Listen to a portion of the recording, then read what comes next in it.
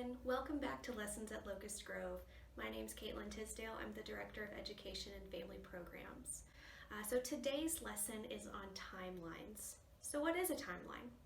A timeline is a graph that really shows the passing of time. It's a lot like telling a story in which you have different events and they take place in order. So a timeline takes someone's story and puts their events in order along that line. So here you see a timeline starts with just a line along a page. You give your timeline a beginning and an end. In between the beginning and the end, you will put all of the events that occurred in order. So for our example, it's 1 through 5. So let's take our example and make it into George Rogers Clark's life. He was born in 1752, which would be our beginning, and he died in 1818, which would be our timeline's end. What we do now is add in all of the events that we'd like to record in between the beginning and the end. So the first event we want on our timeline is George Rogers Clark's birth in Virginia on November 19th, 1752. So that will go in the first box. The next event we want to write down is when he founded Louisville in 1778. The next event in 1803 when he moved to the Indiana Territory.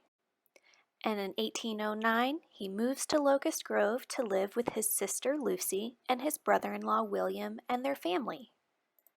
And finally, in the last box, we will put George Rogers Clark's death on February 13, 1818 at Locust Grove.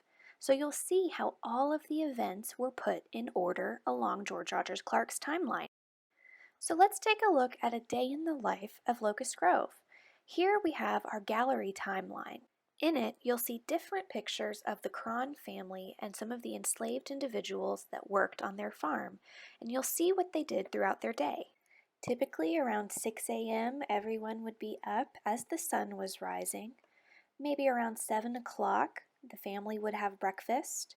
Around 8 a.m. the boys would go hunting, while the girls would get ready to have their school lessons at 9 o'clock. A little bit later in the day, around 11 a.m., the boys would return from hunting and they would start to clean up to get ready for lunch. The family would have its largest meal of the day around 1 o'clock p.m., what we might consider our lunch. You can see around 2 o'clock p.m., the girls might have their dancing lessons.